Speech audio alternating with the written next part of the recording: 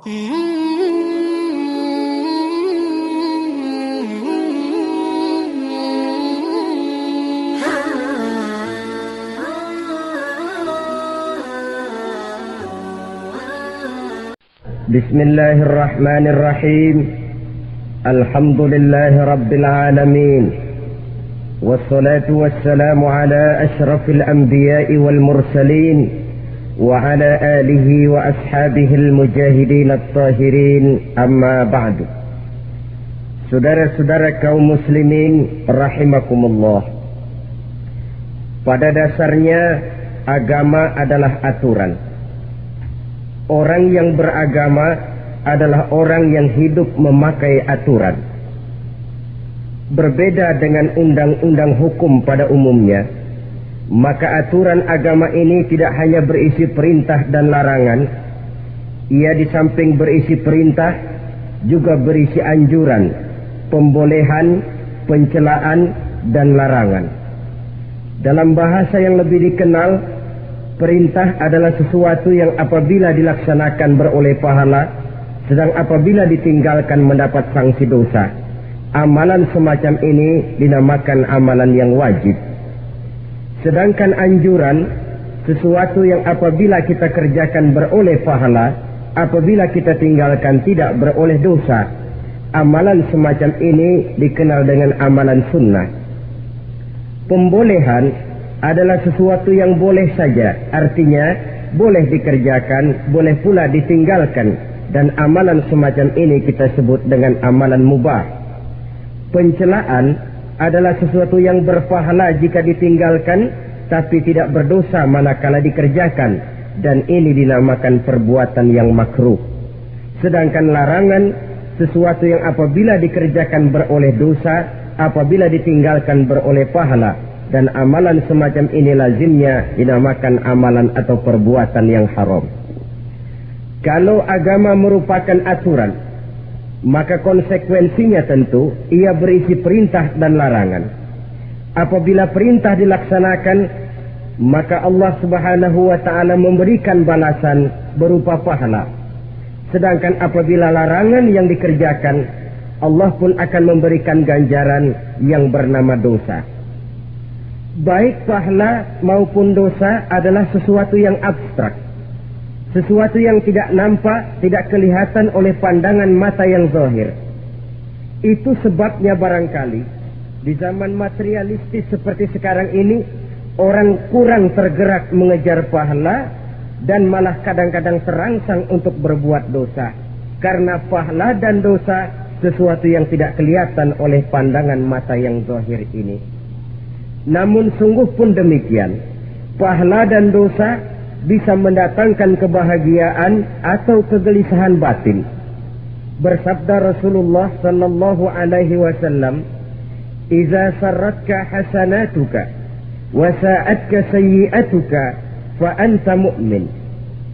Apabila perbuatanmu yang baik menyebabkan engkau bahagia, apabila perbuatanmu yang baik menyebabkan engkau gembira, dan perbuatanmu yang jahat menyebabkan engkau jadi susah, itulah tanda bahwa di hatimu masih ada iman.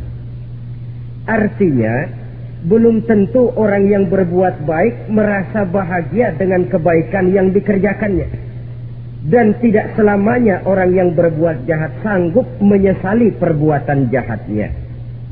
Oleh karenanya, apabila iman masih ada, apabila hati masih hidup, perbuatan yang baik menyebabkan orang gembira, perbuatan yang jahat menyebabkan orang susah dan gelisah hatinya. Ini mengandung pelajaran. Sekali kita berbuat baik, jangan sekali-kali menyesali kebaikan itu. Sebaliknya, satu kali kita melakukan kesalahan, hendaknya selalu menyesalinya. Kadang-kadang dalam kehidupan, karena orang tempat kita berbuat baik itu rupanya membalas air susu dengan air tuba, kita lalu menyesali kebaikan. Lahirlah kata-kata, nyesal saya nolong dia. Ibarat pepatah katanya, nolong anjing kejepit. Waktu kejepit setengah mati kita tolongin, begitu selesai dia dari kejepitnya malah kita digigitnya. Saudara hadirin yang saya muliakan, dalam kehidupan sehari-hari barangkali ini kena filsafat yang disebut dorong mobil mogok. Ketika mobil mogok setengah mati kita dorong, begitu mesin hidup ditinggalkannya kita di belakang. Sesungguhnya perbuatan kita yang baik tidak harus disesali, karena disesali atau tidak, toh perbuatan itu sudah kita lakukan. Dan penyesalan atas segala kebaikan hanya akan mengurangi nilai pahala kebaikan itu sendiri. Berbahagialah apabila berbuat baik, walaupun orang yang kita melakukan kebaikan membalasnya dengan kejahatan. Menyesalah apabila berbuat kesalahan, apabila melakukan dosa, karena itu pertanda nilai iman yang masih hidup dalam jiwa kita. Saudara-saudara kaum muslimin yang berbahagia, jadi sungguh pun pahala dan dosa sesuatu yang abstrak, efeknya jelas dia mendatangkan kebahagiaan atau membawa kepada kegelisahan batin di dalam kehidupan manusia. Orang di zaman materialis kurang terangsang berbuat pahala dan terdorong melakukan dosa. Kenapa? Karena pahala tidak kelihatan, dosa tidak nampak. Kalau pahala kelihatan, barangkali nggak kuat kita mikul pahala. Kalau dosa benjol, umpama tiap bikin dosa palanya benjol, barangkali sudah nggak karu-karuan kepala kita. Baik pahala, baik dosa, sesuatu yang tidak nampak oleh pandangan mata zahir, tapi yang punya efek dalam kehidupan ini. Orang yang banyak pahalanya dengan orang yang banyak dosanya, kalau dia berjalan barangkali sulit kita membedakan. Tapi efeknya dalam kehidupan ini jelas adanya. Sesuatu yang bernama pahala kita perlukan, karena hidup tidak berhenti hingga di sini. Sesuatu yang bernama dosa harus kita hindarkan, karena ada kelanjutan sesudah hidup yang sekarang ini, kehidupan dari satu pertanggungan jawab.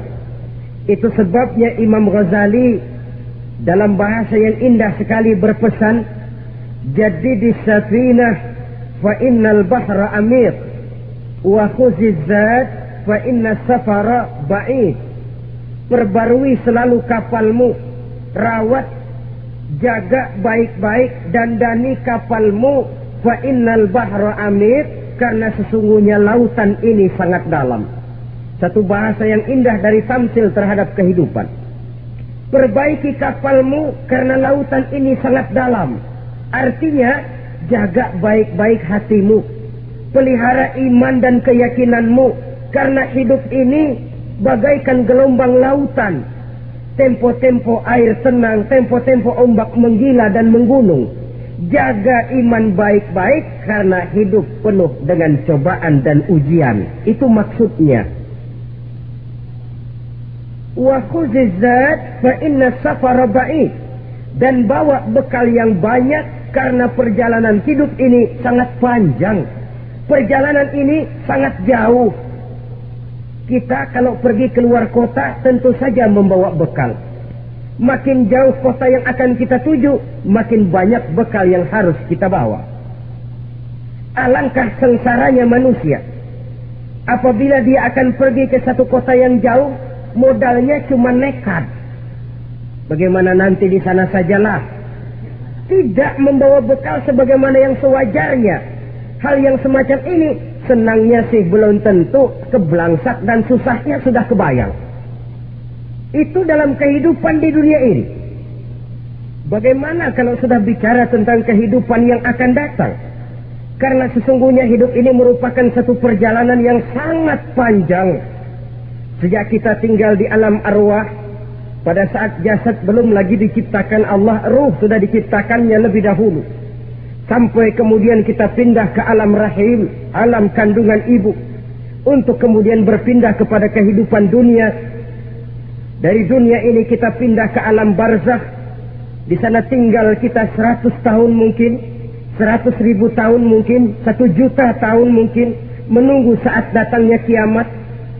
Lalu dari alam barzakh pindah kita ke alam akhirat. Satu perjalanan yang sangat panjang. Alangkah malangnya, alangkah sengsaranya jika tahu kita begitu panjangnya perjalanan hidup ini, tidak ada bekal yang kita bawa. Artinya kesengsaraan, kesulitan yang bertali-tali sudah jelas akan menimpa kita. Kalau pergi kita keluar kota membawa bekal uang, membawa bekal makanan, apa bekal yang mesti kita bawa? Apabila kita kembali ke alam barzakh, kembali ke alam kubur, berkumpul di padang mahsyar di akhirat nanti, nasi yang mau kita bawa, uang yang mau kita bawa, tentu tidak lagi. Karena kehidupan materialis selesai di atas liang lahat. Bila masuk kita ke liang lahat, disitulah pahala dan dosa memegang peranan yang sangat penting. Maka pada pertemuan malam ini kita akan bicara tentang pahala dan dosa itu. Saudara-saudara kaum muslimin rahimakumullah, yang dinamakan pahala, kata Imam Ali Al-Jurjani dalam kitab At-Ta'rifatnya, ma yastahiqqu bihi ar-rahmatu wal maghfiratu minallahi ta'ala, sesuatu yang pelaksananya berhak untuk mendapat rahmah dan ampunan dari Allah. Dengan kata lain, nilai pahala adalah akibat dari perbuatan-perbuatan di dalam melaksanakan perintah dan anjuran yang ada di dalam kehidupan agama. Apabila perintah dan anjuran kita laksanakan, nilai pahala itu lalu datang. Nah, nilai pahala dalam Islam menurut konsepsi Quran, Allah menjelaskan, man jaa bil hasanati falahu asyru amsalihha. Barang siapa yang datang membawa satu kebajikan, barang siapa yang melaksanakan satu kebaikan, maka dia akan mendapat balasan 10 kali dari kebaikan yang dikerjakannya. 10 kali ini pun masih dilipat gandakan dengan 7 ini pun masih dikalikan 100, dan itu pun masih ditambah dengan pernyataan wallahu yudha'ifu liman yasha. Allah masih akan melipat gandakan perbuatan baik seseorang yang dikehendakinya. Itulah nikmatnya dalam Islam. Tetapi sebaliknya, wa man jaa'a bisayyi'ati fala yujza illa mislaha. Barang siapa yang melakukan satu kejahatan, dia tidak akan mendapat balasan kecuali sesuai dengan kejahatan yang dikerjakannya.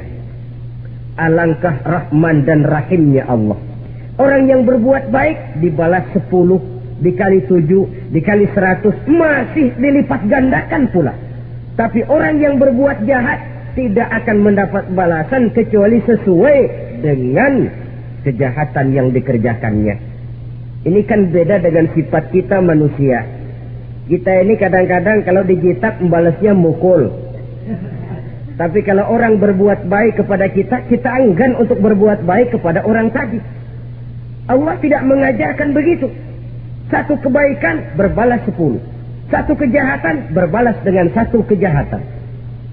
Maha Rahman dan Rahim Allah. Bahkan dalam Islam, niat berbuat baik saja mendapat pahala.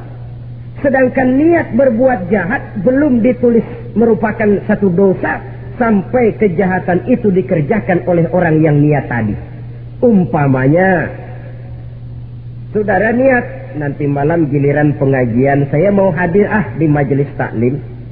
Pas datang waktu malam hujan turun sangat lebat. Saudara berhalangan datang ke majelis taklim. Saudara sudah mendapat pahala niat.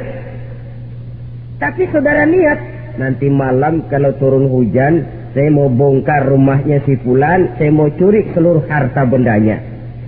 Ternyata malam, saudara tidak mengerjakan perbuatan itu. Itu belum ditulis dosa, sampai perbuatan itu benar-benar dikerjakan. Tapi lalu jangan macam-macam, kalau begitu niat aja yang baik, biar nggak usah dikerjain. Niat aja pengen ngaji walaupun tidak ada niatan untuk ngaji. Allah lebih tahu tentang apa yang terdetik di dalam hati sanubari kita. Itulah sebabnya sangat dianjurkan orang untuk melakukan segala macam kebajikan, dan dianjurkan orang menjauhkan segala macam bentuk kejahatan, karena dia akan berefek melahirkan dosa dan pahala.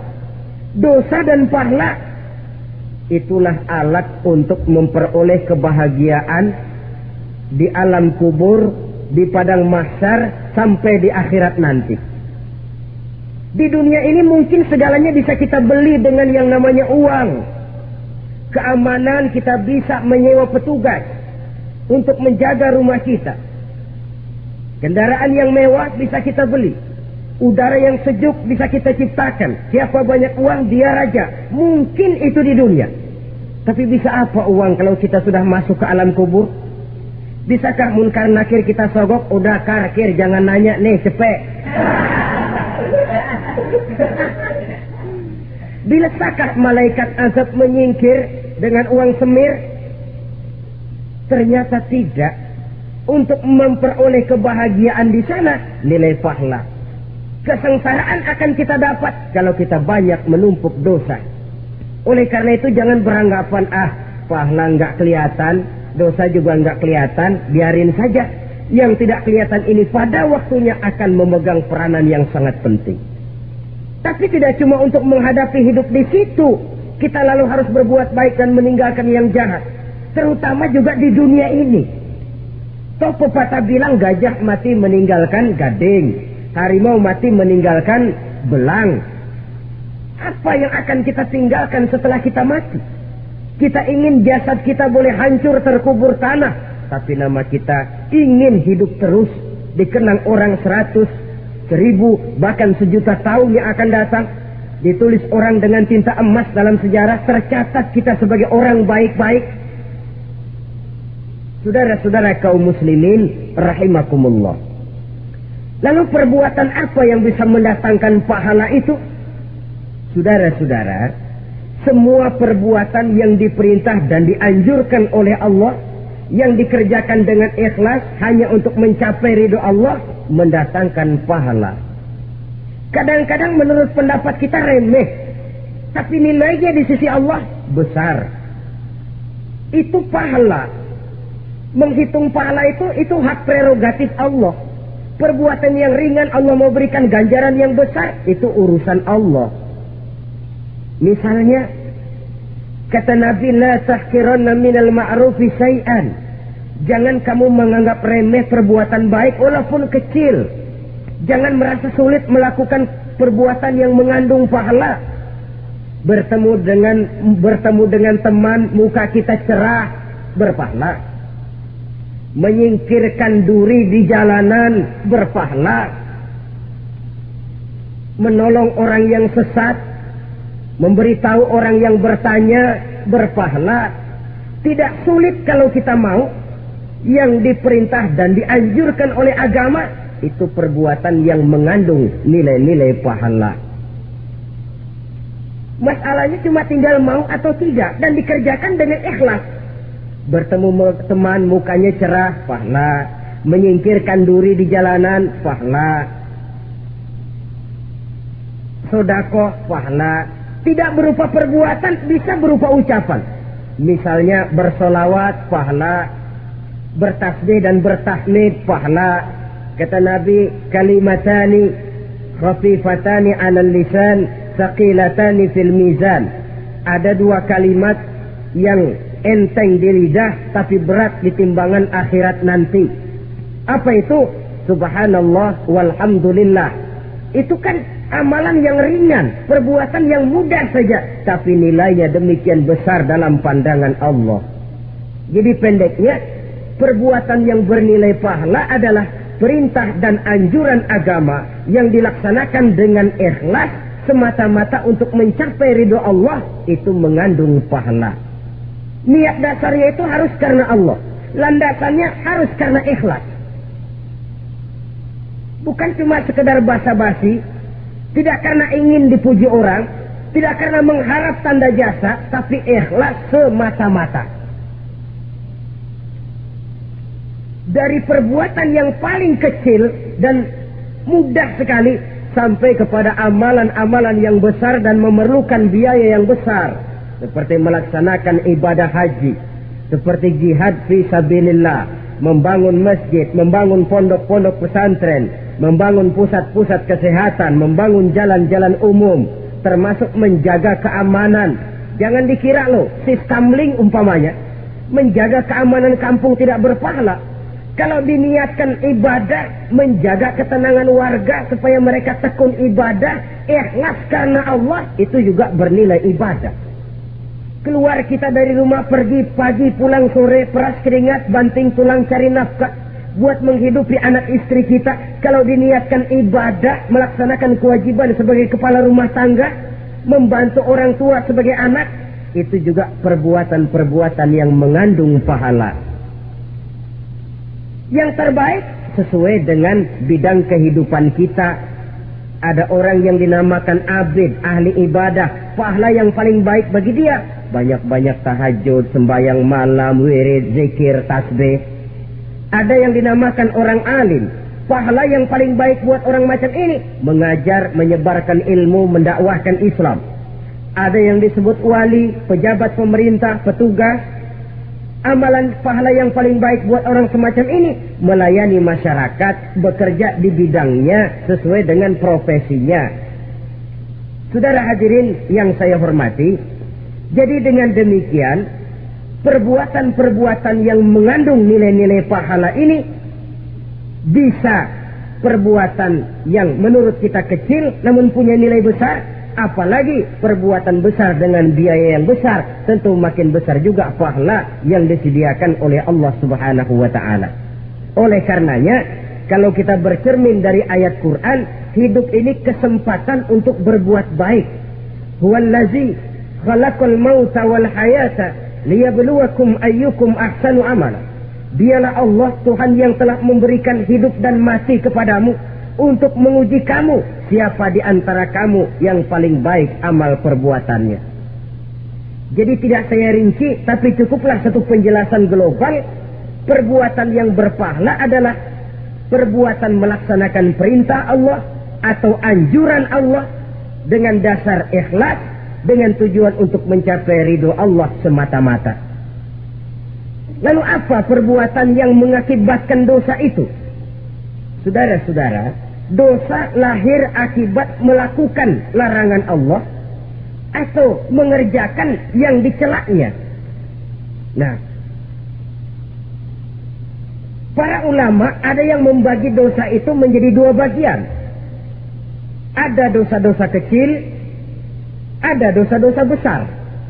Tetapi sebenarnya ditinjau dari segi hakikatnya, kalau sudah melakukan satu kesalahan yang mengakibatkan dosa, jangan dilihat besar dan kecilnya, tapi kepada siapa dosa itu kita kerjakan. Sebab kalau dosa kita anggap satu yang kecil, orang akan terangsang untuk mengerjakan yang kecil-kecil saja. Sehingga dengan demikian, yang kecil pun akan menjadi besar kalau ditumpuk-tumpuk.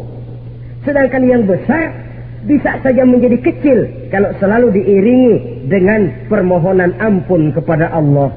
Itu sebabnya para ulama sufi, orang-orang tasawuf mengatakan la saghair ma'al istimrar wa la kabair ma'al istighfar.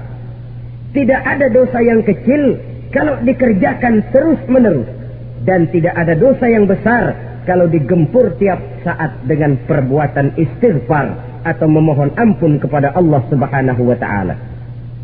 Cuma saja pada umumnya, karena dosa-dosa kecil itu lebih mudah taubatnya, dan ada janji Nabi, barang siapa yang meninggalkan dosa-dosa besar akan diampuni dosa-dosanya yang kecil-kecil.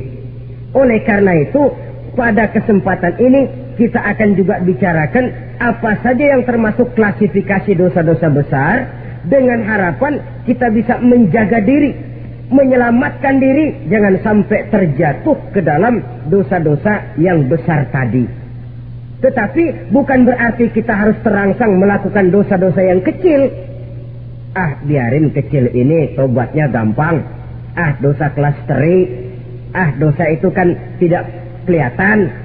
Lalu terangsang melakukan perbuatan dosa-dosa walaupun kecil, kalau berlarut terus-menerus dia akan tumbuh menjadi dosa yang besar. Oleh karenanya jangan sampai mengundang pengertian kalau kita membicarakan dosa-dosa yang besar lalu terangsang melakukan dosa-dosa yang kecil. Karena bagaimanapun juga dosa kecil dan dosa besar sama dalam arti kepada Allah kita melakukan kesalahan. Dan dosa yang kecil pun kalau bertumpuk dia akan menjadi banyak. Saudara-saudara kaum muslimin rahimakumullah, ada beberapa jenis dosa-dosa besar. Jenis yang pertama, asyirku billah, syirik atau menyekutukan Allah. Dari sekian deretan dosa-dosa besar, syirik ini merupakan bapak moyangnya dosa. Dedengkotnya dosa itu syirik, menyekutukan Allah. Bahkan dosa yang lain Allah masih mau mengampuni. Tapi kalau sudah syirik, menyekutukan Allah, itu sudah satu dosa yang tidak berampun sama sekali. Oleh karena itu tepat pesan Imam Ghazali tadi. Jadi di safinah fa innal bahra amin. Jaga iman, pelihara akidah, dandani kapal. Karena hidup ini gelombang lautan sangat dalam, hidup banyak cobaan.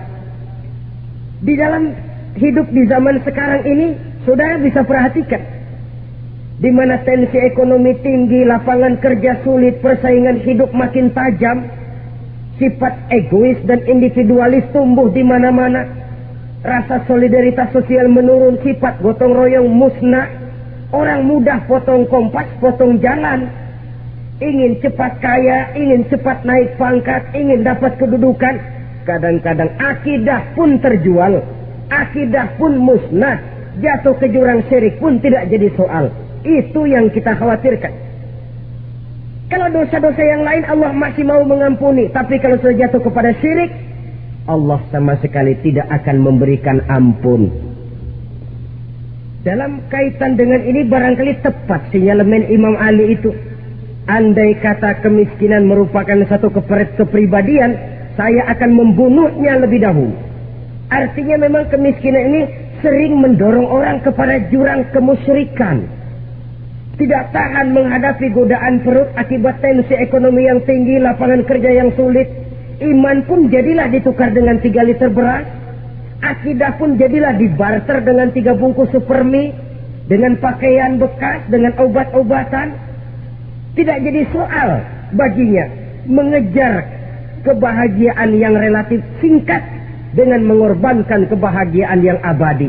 Persis ibarat pepatah, nyari jarum kampak hilang. Mencari sesuatu yang kecil, yang besar jadi sia-sia. Membela perut, mengorbankan akidah. Na'udzubillah summa na'udzubillah. Saudara-saudara kaum muslimin rahimakumullah, ini fakta, ini kenyataan. Dan hal semacam ini tidak bisa diatasi cuma dengan ceramah, simposium, diskusi, seminar. Apalagi Nabi berpesan, solahu ummati bil ilmi wal mal. Umatku hanya bisa menjadi baik akidahnya dengan ilmu dan harta. Itu bahasa Nabi. Kalau bahasa kita sekarang, dengan ekonomi dan pendidikan. Ilmu, pendidikan, ekonomi, harta. Tanpa itu sangat besar kemungkinan kita bisa menjual akidah terjerumus di lembah kemusyrikan. Maka terutama kepada saudara-saudara saya, muslimin yang terpencil jauh dari kota-kota besar, yang kadang dalam kehidupan seharinya imannya sering digoda oleh supermi, akidahnya sering ditantang oleh pembagian beras, pakaian-pakaian bekas, obat-obatan dan sebagainya. Jaga dan bentengi akidah kita. Lebih baik nyawa berpisah dari badan, asal iman jangan berpisah dari hati. Kepada adik-adik saya para remaja, para pemuda di kota-kota besar, yang iman dan akidahnya sering ditantang dengan minuman-minuman keras, fasilitas-fasilitas yang menghanyutkan, yang secara terarah dan praktis sedikit demi sedikit menggiring kita untuk keluar dari nilai-nilai akidah. Hati-hati, jaga baik-baik, sebab intan paling mahal, mutiara paling berharga, tidak lain nilai iman ini. Tergelincir kita daripadanya, jatuh ke lembah kemusyrikan, jatuh ke satu dosa yang teramat besar, yang Allah tidak akan pernah memberikan ampun lagi. Ini dosa besar yang pertama. Yang kedua, qatlun nafsi illa bilhaq. Membunuh orang tanpa alasan yang benar. Di zaman kesulitan ekonomi kadang-kadang orang mudah nekat. Tengok saja, kadang-kadang karena pasar uang 100-200 perak saja nyawa bisa melayang. Kadang-kadang karena urusan yang remeh, salah omong, salah ambil, salah ucap, salah pegang, nyawa bisa jadi melayang. Alangkah murahnya nyawa, seakan-akan kita yang punya. Padahal nyawa itu hak milik Allah. Tidak pantas kita merampasnya, tidak pantas kita menghilangkannya dari jasad seseorang. Oleh karenanya, membunuh orang merupakan satu dosa yang sangat besar. Jangankan kepada orang yang seakidah, orang yang lain akidah saja pun, kalau dia hidup berdamai, rukun, berdampingan, kita harus melindungi. Apatah lagi teman seakidah sendiri. Saudara-saudara kaum muslimin rahimakumullah. Pantas kalau Nabi menyatakan apabila dua orang Islam sudah saling berkelahi, berbunuh-bunuhan, al-qatil wal maqtul finnar. Yang membunuh dan yang dibunuh dua-duanya sama-sama masuk neraka. Sahabat heran, ya Rasul, kalau yang membunuh masuk neraka sih wajar, tapi yang terbunuh kok neraka juga, kenapa? Kata Rasul, sebenarnya dia juga cuma sudah niat untuk membunuh, cuma keduluan saja.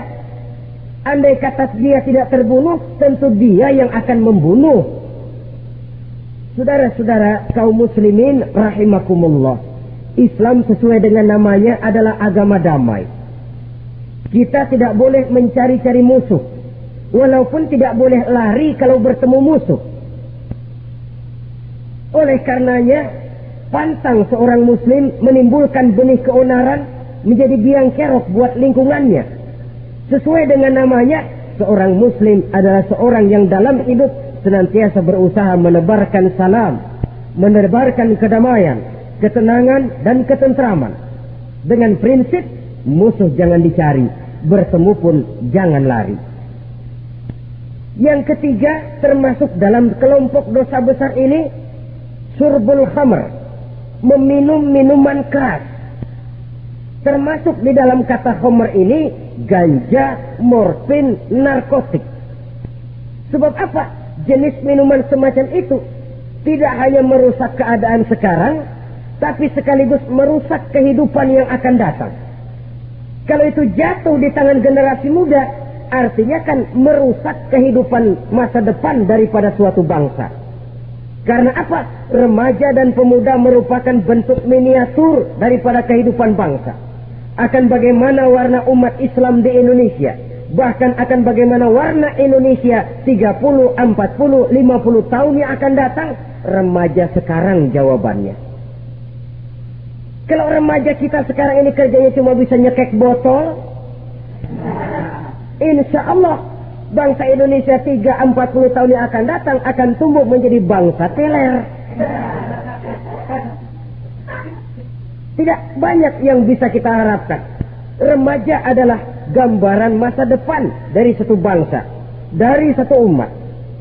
Dan remaja itu di dalam dirinya secara fitrah terkumpul semua bakat, terdapat semua kemungkinan. Kita ini lahir membawa sifat pemimpin, tapi juga membawa sifat pengacau.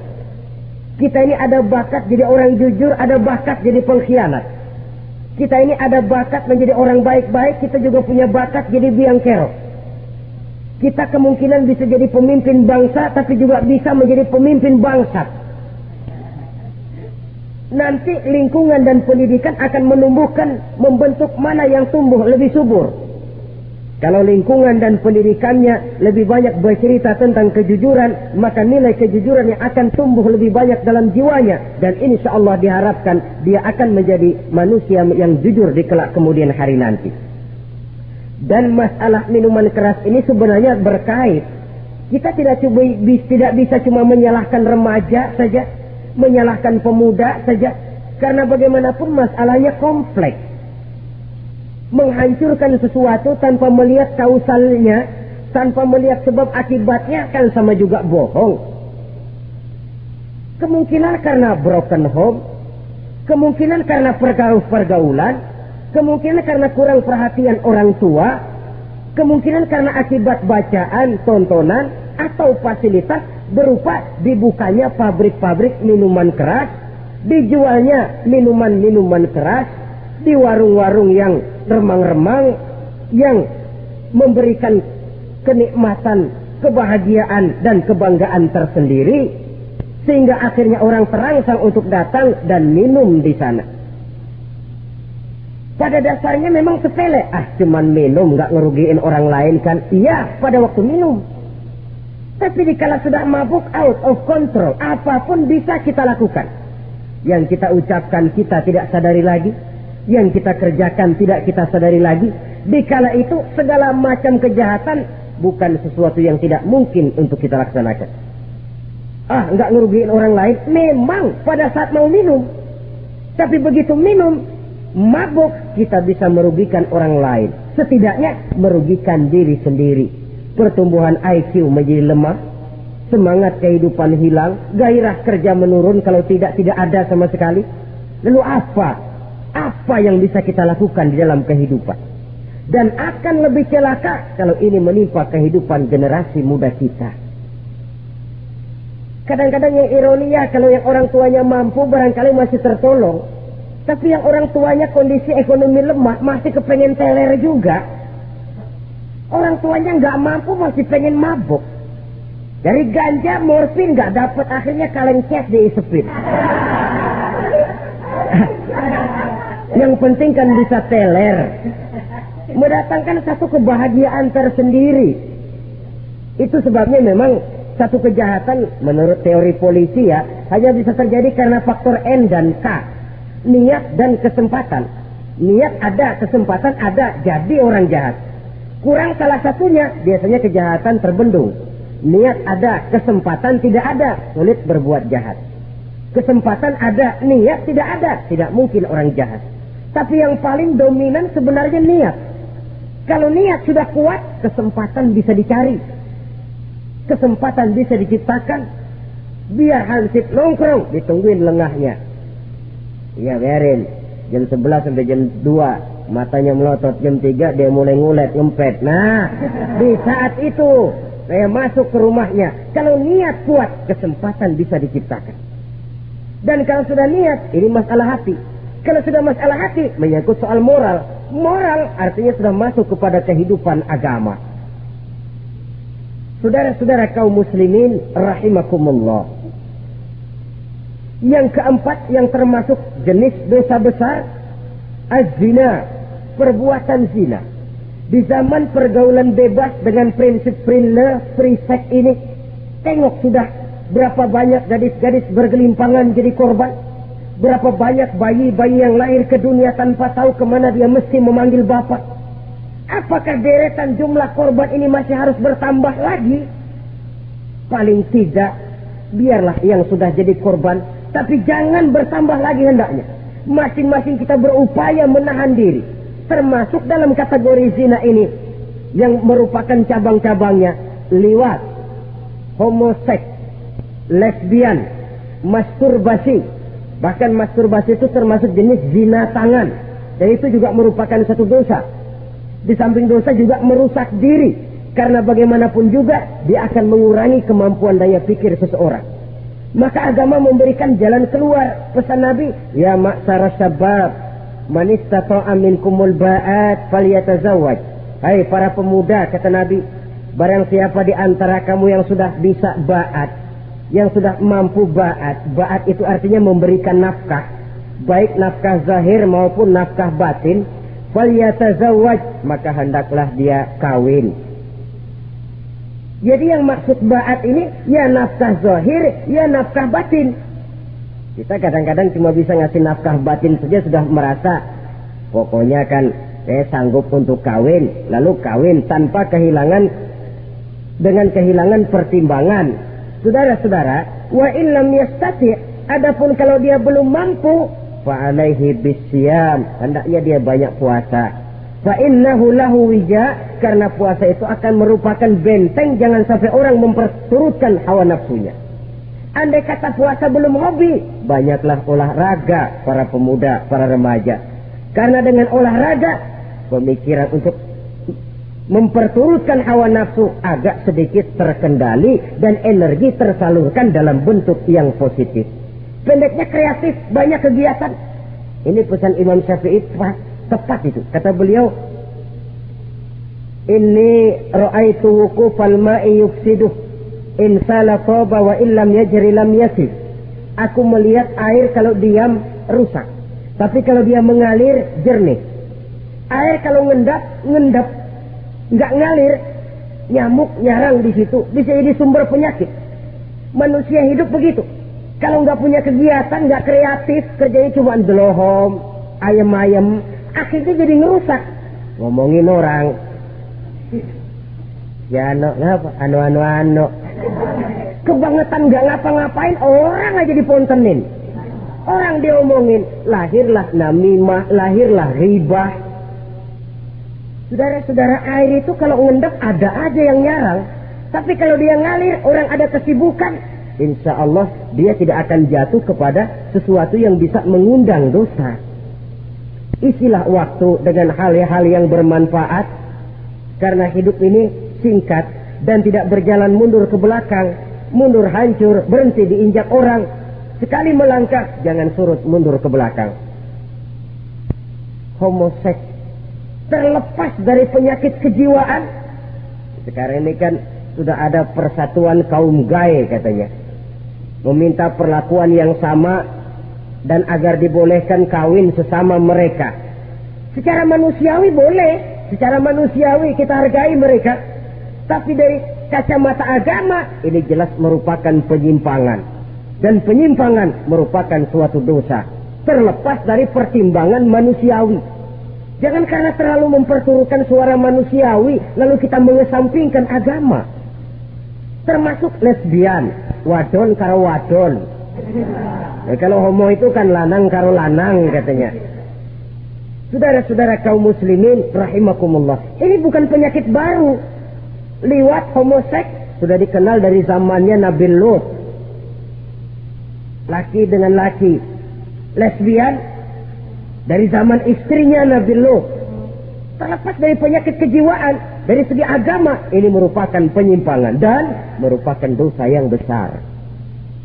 Yang kelima, yang termasuk jajaran dosa kelas kakap, qadzful mu'minina wal mu'minat, menuduh orang mukmin yang baik-baik, laki atau perempuan, melakukan perbuatan zina sehingga hancur namanya di masyarakat. Ini merupakan satu perbuatan dosa yang sangat besar dan sangat dimurkai oleh Allah.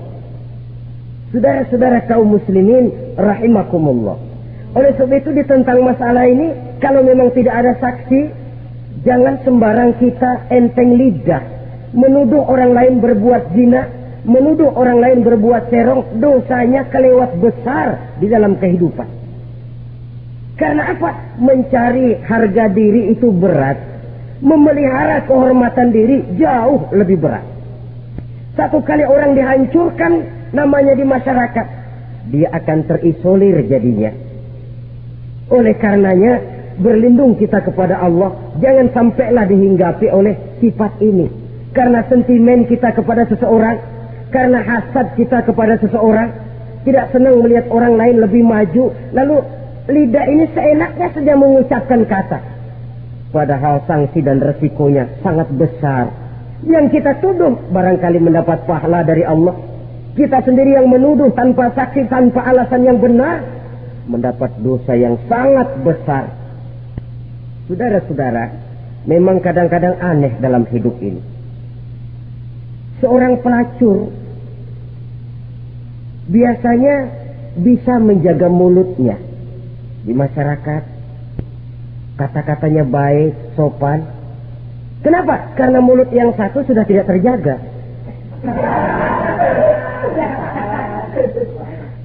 Kita kadang-kadang kehormatan bisa kita jaga, tapi mulut tidak terkontrol.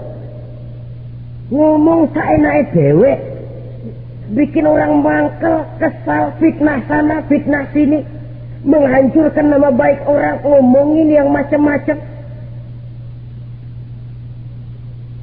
Bagai-bagai macamlah caranya. Saudara-saudara kaum muslimin yang berbahagia.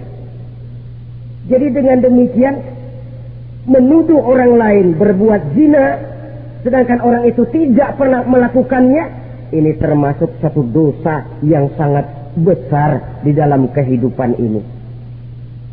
Yang keenam, al-'aqu bil walidain, durhaka kepada ibu bapak. Seorang anak, bagaimanapun banyak nilai ibadahnya, banyak kebaikan di masyarakat, menyandang berbagai macam gelar, pangkat dan jabatannya tinggi, tapi kalau sudah durhaka kepada kedua orang tuanya, alamat hidup tidak lagi membawa keberkahan. Dan itu dosa yang sangat besar. Sampai Nabi sabdakan, ridho Allah ada di dalam keridhaan ibu bapak, murka Allah pun ada di dalam kemurkaan ibu dan bapak. Walaupun belum tentu setiap kita orang tua, tapi yang jelas setiap kita adalah anak. Dan setiap anak punya ibu dan bapak. Jangan sampai kacang lupa kepada kulitnya. Saudara-saudara kaum muslimin rahimakumullah, durhaka kepada ibu bapak merupakan perbuatan yang sangat dimurkai oleh Allah. Apalagi ibu yang telah melahirkan kita, bahkan mengandung kita. Begitu juga bapak yang telah berusaha peras keringat banting tulang untuk mengasuh membesarkan kita. Tidak ada perbuatan baik yang kita lakukan untuk bisa menebus kebaikan daripada ibu dan bapak kita. Setidaknya kalau belum bisa berbuat baik kepadanya, kepada keduanya, janganlah menyakiti hati keduanya. Itu saja dulu yang harus dijaga. Kadang-kadang sudah berbuat baik enggak, nyakitin melulu. Sudah nyenangin belum bisa, saban sehari nyakitin saja. Padahal kedua orang tua itu doanya manjur, sebagaimana sumpahnya juga bisa jadi kenyataan, dan sering bahkan menjadi kenyataan. Sampai ibu bapak sudah wafat, sudah meninggal sekalipun, kewajiban berbakti masih harus terus dilakukan oleh seorang anak. Lalu yang ketujuh, at-tawalli yaumaz zahfi, berpaling pada hari pertempuran. Orang sedang sibuk-sibuk menghadapi musuh, maksudnya berjuang membela agama ini, dia lari menyelamatkan diri. Pengecut, mental munafik. Ayo, kalau demi agama, mari kita maju ke depan. Allahu Akbar, yang besar Allah, yang lain kecil semua, maju. Orang lain maju serentak, dia mundur jauh ke belakang. Mental munafik, mental calo, istilah sekarang ini. Oh, itu calo, mental calo, Tuhan gedek banget itu. Coba ya, kalau itu paling sibuk nyuruh penumpang naik, tapi sementara penumpang naik sampai ke tempat tujuan masing-masing, calonya nggak kemana-mana, diem aja di situ, cuma orang aja disuruh naik. Dan saudara, kerja bakti, orang turun ke comberan, dia naik ke tempat tidur. Mundur di hari pertempuran, menyebabkan orang lain gugur, dia sendiri menyelamatkan diri. Mental pengecut, mental munafik, itu merupakan dosa yang sangat besar. Saudara-saudara kaum muslimin rahimakumullah, itu sebabnya agama itu memerlukan keberanian, memang, tapi bukan keberanian yang tanpa perhitungan. Sebab berani tanpa berhitung namanya berani babi. Kita berani kalau benar, kita harus takut kalau salah. Jangan dibalik. Salah berani, nekat namanya. Benar takut, pengecut namanya. Orang yang pengecut adalah orang yang takut membela kebenaran. Orang yang nekat sesungguhnya udah salah nggak malu lagi, udah salah nekat lagi. Merasa rugi berbuat kebaikan, puas kalau berbuat kejahatan. Padahal Nabi pesan, siapa yang berbuat dosa sambil tertawa, nanti dia akan masuk neraka sambil menangis. Karena itu dipesan pula di dunia ini, sering-seringlah mencuci mukamu dengan air mata taubat. Cuci lidahmu dengan zikir kepada Allah. Bersihkan hatimu dengan air ikhlas. Saudara-saudara kaum muslimin rahimakumullah, kan ada toh orang berbuat baik nggak gembira, tapi berbuat jahat malah puas. Atau sama saja orang lain berbuat baik hatinya kesel, orang lain berbuat jahat dia malah mendukung, atau orang lain tergelincir berbuat jahat dia malah girang. Ini kan tidak objektif, karena yang berbuat baik orang yang dia keselin dia nggak seneng. Tetapi karena yang berbuat jahat orang yang dia senengin dibenerin juga. Itu nggak objektif namanya. Mundur di hari pertempuran pada saat saudara-saudara kita sedang menghadapi musuh, sikap pengecut yang sangat dibenci Allah. Yang kedelapan, termasuk kelompok dosa besar, aklu malil yatim, makan harta anak yatim. Kadang-kadang ada orang mengeksploitir nasib anak-anak yatim. Karena biasanya para dermawan peka kalau mendengar nasib yatim, memberikan santunan. Si yatim belum makan, yang ngurusin udah pada kenyang.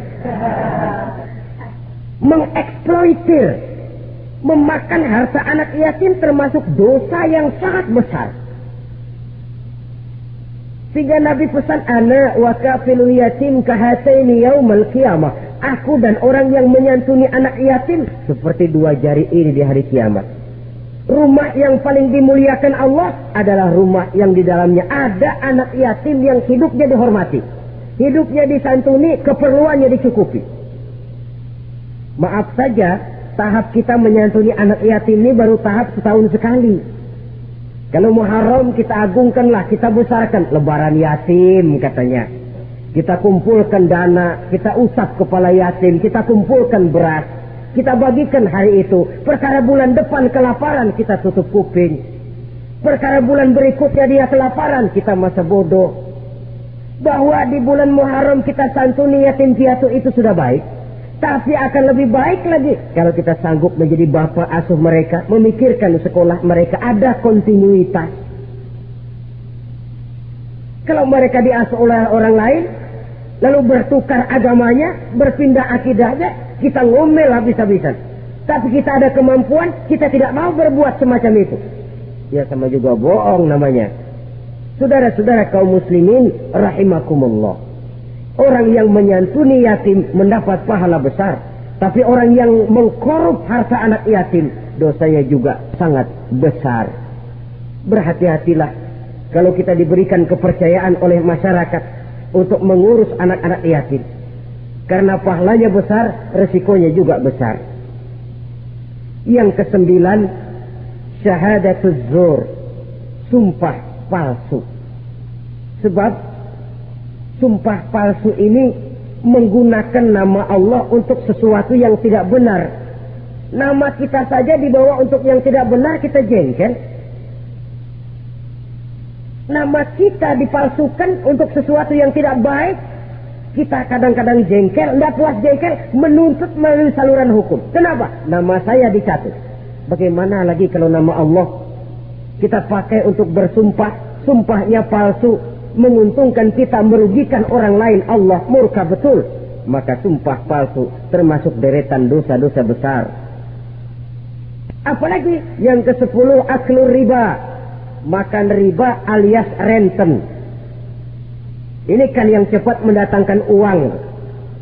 Kadang-kadang kalau yang bikin riba itu orang awam barangkali ya masih kita maklumi. Kadang-kadang penyakit ini datang menimpa mereka juga yang kita kenal kebaikannya. Bahkan suka datang ke musola, rajin ke masjid kadang-kadang. Riba masih dimakannya. Karena ini cara cari duit paling enak. Duit utuh, tambahnya terus masuk. Na'udzubillah, summa na'udzubillah. Itu yang diibaratkan dalam perjalanan Mi'raj. Waktu Nabi diperlihatkan neraka. Orang perutnya sebesar rumah, dililit ular.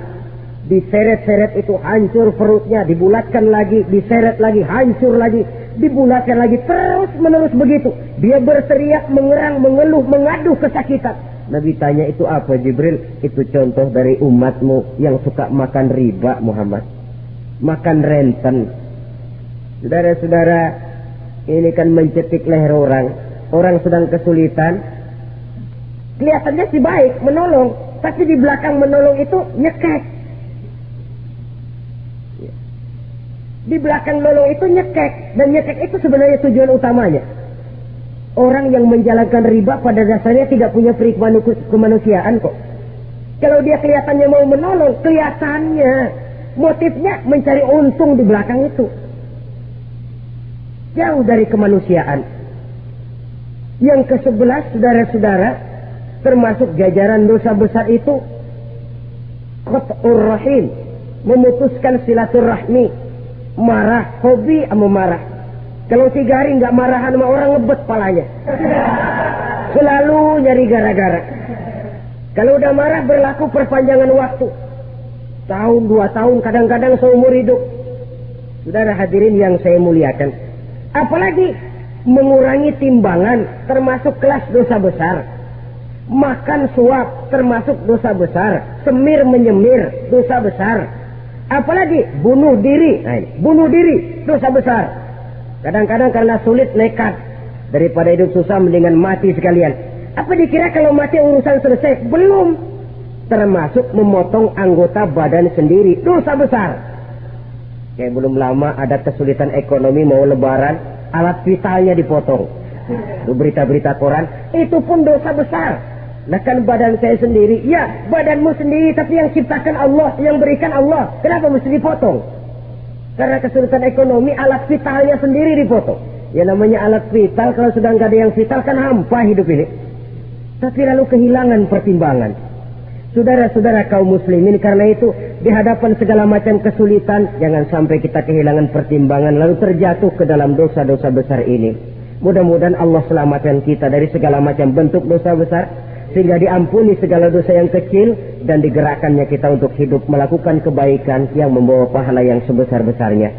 Ini sajalah pertemuan kita saat ini. Terima kasih atas segala perhatian. Mohon maaf atas segala kekurangan. Wassalamualaikum warahmatullahi wabarakatuh.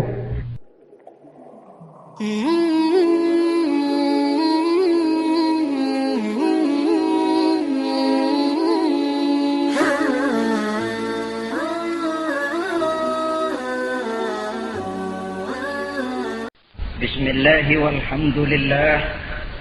Wassalatu wassalamu ala sayyidina Rasulillah wa ala alihi wa sahbihi wa mawalah.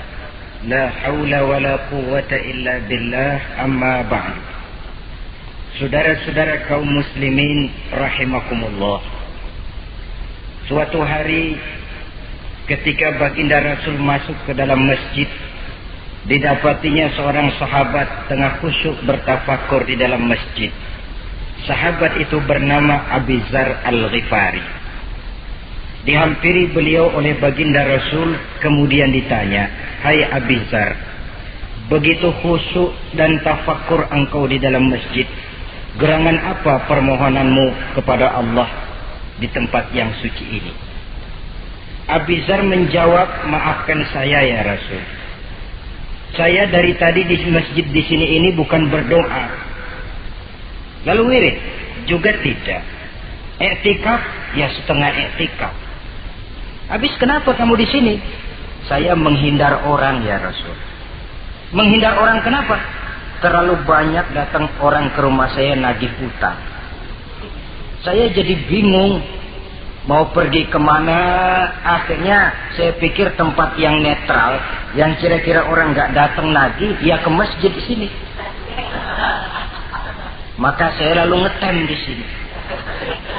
Model ke masjid bukannya wirid, zikir, takut diuber-uber utang."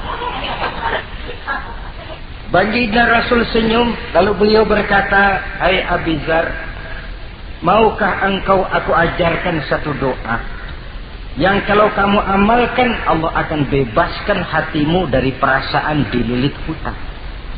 Bukan dibebasin hutangnya, dibebasin dari perasaan dililit oleh hutang. Dan kalau ada doa yang kalau dibaca hutang jadi lunas ya enak. Jadi ini jangan keliru saudara-saudara. Kalau diamalkan hati bebas dari perasaan dililit oleh hutang. Mau ya Rasul? Lalu diajarkanlah doa itu, "Allahumma inni a'udzubika minal hammi wal hazan wa minal ajzi wal kasal, wa minal jubni wal bukhl, wa min ghalabatid dain wa qahrir rijal. Ma'asyiral muslimin rahimakumullah. Banyak di antara kita yang kalau diajarkan satu doa lalu tidak mengukur diri antara doa itu dengan pribadi kita.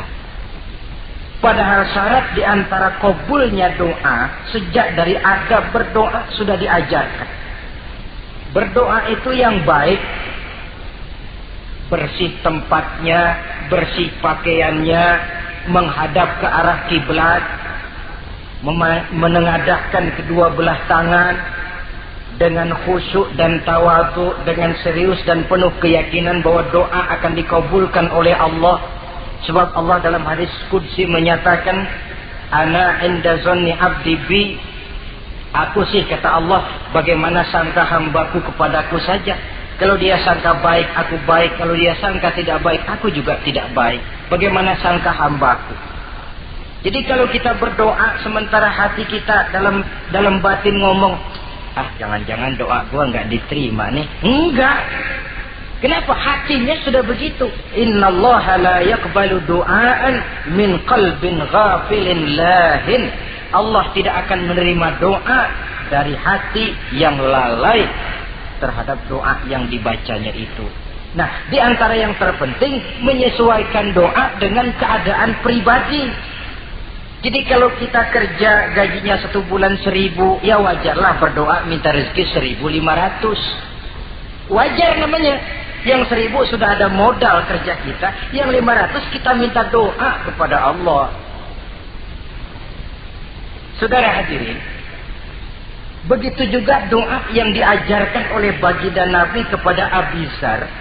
Ini hakikatnya mengajarkan kita manusia untuk menjauhi penyakit rohani. Doa ini mengajarkan 8 macam penyakit rohani yang menjadi dinding antara kita dengan Allah. Dan penyakit rohani ini lebih bahaya daripada penyakit jasmani. Kenapa? Penyakit rohani tidak menyebabkan orang masuk neraka. Nah, maaf.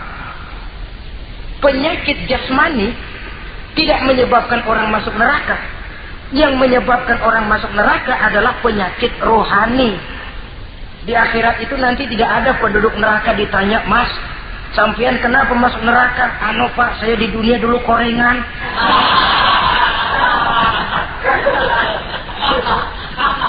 Itu korengan, liver, ginjal, darah tinggi, jantung, paru-paru basah, bengek, ampem. Penyakit-penyakit jasmani itu tidak menyebabkan orang masuk neraka. Yang menyebabkan orang masuk neraka penyakit rohani. Apa namanya? Sombong, hasud, dengki, ujub, ria, merasa diri lebih hebat dari yang lain, tidak ikhlas.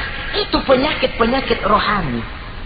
Maka di dalam doa yang diajarkan kepada Abi Dzar dan hakikatnya diajarkan kepada kita semua, Nabi menjelaskan 8 penyakit rohani.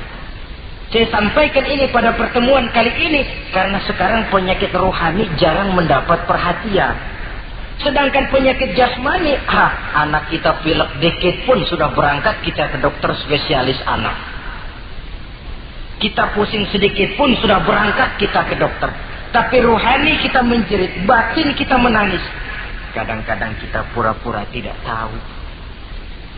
Apa penyakit rohani yang ada dalam doa ini? Pertama, a'udzubika minal ham. Aku berlindung kepadamu ya Allah daripada sifat ragu-ragu.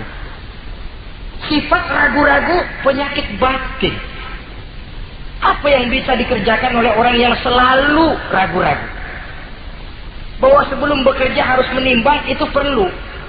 Tapi kalau cuma tiap hari menimbang, kapan memutuskan? Orang sudah kemana-mana, kita masih main timbangan.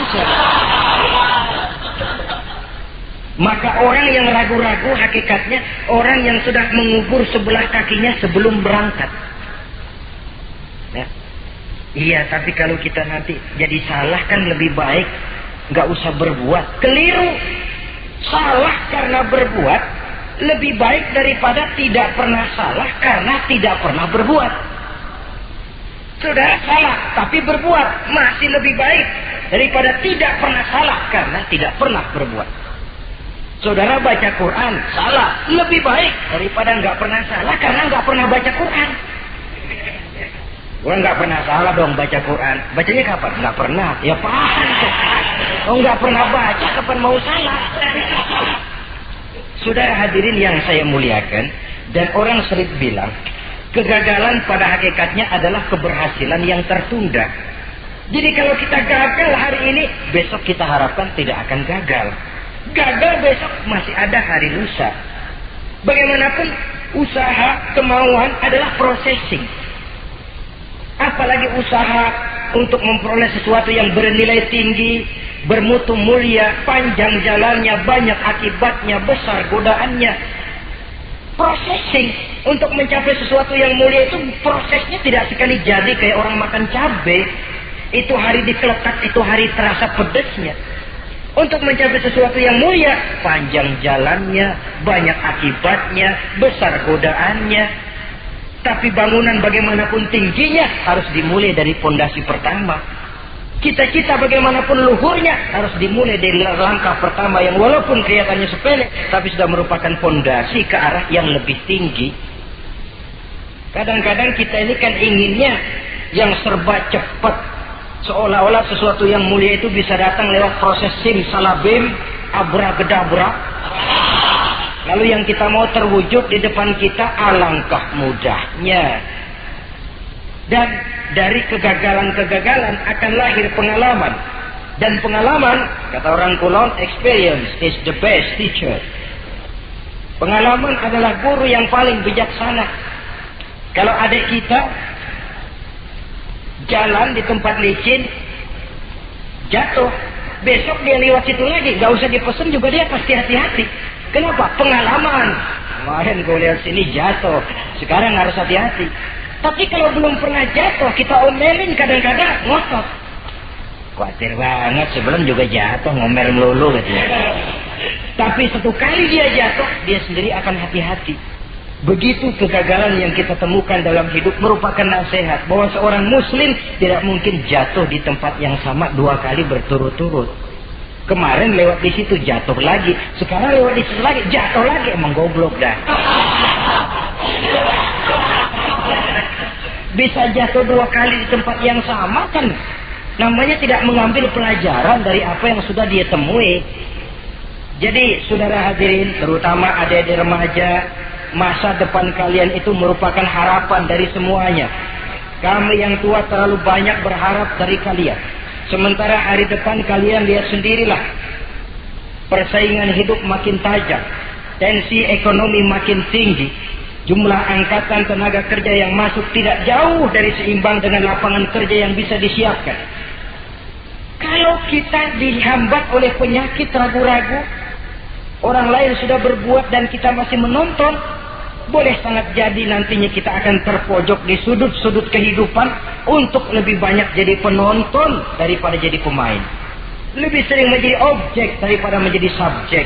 Istilah Arabnya lebih sering menjadi maf'ul daripada menjadi fa'il. Namanya juga orang nonton, soknya kan kayak lebih pintar dari yang main. Wajar orang nonton bola ngomel melulu. Itu Maradona tolol. Maradona ditololin. Ajak sederajat, goblok, ajak digoblokin. Kalau sudah dia disuruh main ke lapangan, gempor dia nggak bisa nembak. Namanya penonton, dan wajar saja penonton juga kalau nggak surat nggak rame tuh lapangan. Saudara hadirin yang saya muliakan, maka keraguan-raguan akan jadi penyakit yang menghalangi orang pada saat dia harusnya sudah berbuat, dia malah berpangku tangan. Akhirnya dia akan jadi orang yang ketinggalan kereta. Sementara hidup tidak berjalan mundur ke belakang dan tidak juga berhenti. Tidak ada kata berhenti atau kata mundur dalam hidup. Berhenti kita diinjak orang, mundur kita hancur. Hidup ini seperti cerita tentaranya Tariq bin Ziyad ketika menyeberang ke daratan Spanyol di selat Jabal Tariq. Sejarah menyebutnya Gibraltar ya. Itu bahasa Spanyol, lidah Spanyol dengan lidah Arab. Kita Jabal Tariq, dia Gibraltar. Kita Ibnu Rusdi, dia Averroes. Saudara-saudara, ketika pasukan sudah menyeberang ke daratan, seluruh kapal-kapal ini dibakar oleh Tariq bin Ziyad. Beliau sadar menghadapi tentara yang jumlahnya lebih banyak dari tentaranya sendiri. Maka seluruh kapal dibakar. Lalu beliau pidato di depan tentaranya. Ayuhan nas, ainal mafar, al-bahru min waraikum, wal adu amamakum. Saudara-saudara, sekarang mau lari kemana? Kita tidak punya pilihan lain. Di belakang laut, di depan musuh. Mau pulang, kapal sudah saya bakar semua. Ini termasuk menghilangkan keraguan bala tentaranya. Mundur, kecebur, mati. Maju menghadapi musuh yang jumlahnya jauh lebih banyak, resikonya juga mati. Namun mati maju, mati syahid. Mati mundur, kecebur, mati konyol. Pilih. Ya tentu tidak ada pilihan lain. Menghilangkan keraguan di kalangan tentaranya. Juga menghadapi kehidupan ini. Menimbang adalah perlu, tapi berbuat lebih perlu lagi. Jangan takut salah, karena salah berbuat lebih baik daripada tidak pernah salah, karena tidak pernah berbuat. Kesalahan pada akhirnya akan mendidik kita untuk tidak salah lagi pada masa-masa yang akan datang. Ini penyakit pertama. Penyakit yang kedua, al-hazan. Penyakit duka cita. Manusia itu egonya terlalu besar. Kalau dia kehilangan sesuatu yang dia tidak senangi, atau menemukan sesuatu yang tidak dia harapkan, dia bersedih. Kesedihan itu timbul sebenarnya karena egonya. Bapaknya meninggal, dia sedih. Sebenarnya kesedihannya bukan karena matinya bapaknya, tapi kesedihannya karena dia tidak punya orang tua lagi. Dianya itu yang dia tangisi, akunya. Perkara bapaknya mati sih, memang semua yang hidup mesti mati. Tapi dia nggak punya bapak, itu yang lebih dia sedih. Akunya ini. Egonya manusia itu. Seorang perempuan yang ditinggal mati oleh suaminya, dia menangis. Bukan karena suaminya yang mati, tapi karena dirinya tidak bersuami. Dirinya yang lebih banyak dia tangisi. Egonya itu yang lebih banyak bicara. Oleh karena itu agama mengajarkan, kata Nabi, ahbib habibaka haunan ma asa ayyakuna baghidaka yawman ma wa abghid baghidaka haunan ma asa ayyakuna habibaka yawman ma. Cintailah apa yang kamu cintai sekedarnya saja, sebab sangat boleh jadi yang sekarang kamu paling cinta besok jadi yang paling kamu benci. Tapi bencilah apa yang kamu benci sekedarnya saja, sebab boleh jadi yang hari ini paling kamu benci besok akan kamu paling cintai. Saudara-saudara kaum muslimin, maka cintailah harta, cintailah kedudukan, cintailah harta benda, cintailah anak dan istri sekedarnya saja, sehingga tidak berurat dan berakar. Sebab kalau dia sampai berurat dan berakar di hati ini, nanti ketika datang saat berpisah, kita seakan tidak mau menghadapi kenyataan. Kita seakan ingin lari dari kenyataan. Tetapi kalau bersifat ala kadarnya, seluruhnya sudah diperhitungkan. Oleh karena itu, untuk mengatasi sifat duka cita ini, kuncinya adalah iman. Siapa sih orang yang tidak pernah sedih dalam hidup ini? Tapi siapa orang yang tidak pernah senang dalam hidup ini? Tidak ada orang yang senang terus dan tidak ada orang yang sedih terus. Dia berganti. Bahkan itulah yang bikin hidup ini nikmat. Coba kalau hidup ini isinya ketawa saja, monoton. Sebaliknya kalau hidup isinya cuma nangis saja, bagaimana rasanya? Tapi ada senyum, ada tangis, ada duka, ada suka. Itulah bumbu daripada kehidupan. Cuma tentu saja saudara-saudara, duka cita yang pada gilirannya akan membawa kebahagiaan, itu yang harus berani kita hadapi. Tapi duka cita yang tidak beralasan, itu yang jadi penyakit. Kaya, sedih, takut miskin, itu kan tidak beralasan. Kita punya jabatan, takut merosot, takut pensiun, dengar mau ada mutasi, gerusak-gerusuk. Kan itu yang tidak beralasan. Duka cita semacam itu tidak beralasan, karena tidak sadar bahwa pada awalnya itu pun tidak dia miliki. Kalau duka cita itu akan membawa kebahagiaan, tidak perlu kita takuti. Satu contoh. Kalau di depan saudara saya sodorkan 2 gelas, yang satu isinya jamu, yang satu sirup. Kira-kira saudara minum jamu apa sirup? Jamu apa sirup? Orang yang berpikir panjang saya yakin pasti minum jamu. Pahit memang, getir memang waktu minum. Tapi besok badan sehat, tenaga kuat, gairah kerja ada, semangat hidup tumbuh. Ini orang Islam, orang yang berpikir jauh ke depan. Ke depan kemana? Dia tidak cuma mikir dunia. Dia mikir kubur, alam kubur. Dia mikir akhirat. Maka dia berani minum jamu. Apa jamu itu? Puasa, jamu. Pahit. Memang enak banget puas. Tengah mati. Sembahyang, jamu. Pahit. Sedekah, jamu. Pahit. Sekarang. Tapi besok kita pulang ke alam kubur. Ya Allah, nikmat alam kubur. Untung kemarin waktu di dunia minum jamu. Waktu di dunia sembahyang, kuburan terasa nikmat. Waktu di dunia sedekah, kuburan dipakein AC. Padahal cuman goceng sedekahnya.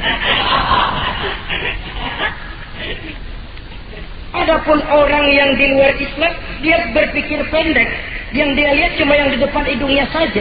Dia nggak mikirin alam kubur, dia nggak mikir akhirat, yang dia pikirin cuma dunia aja.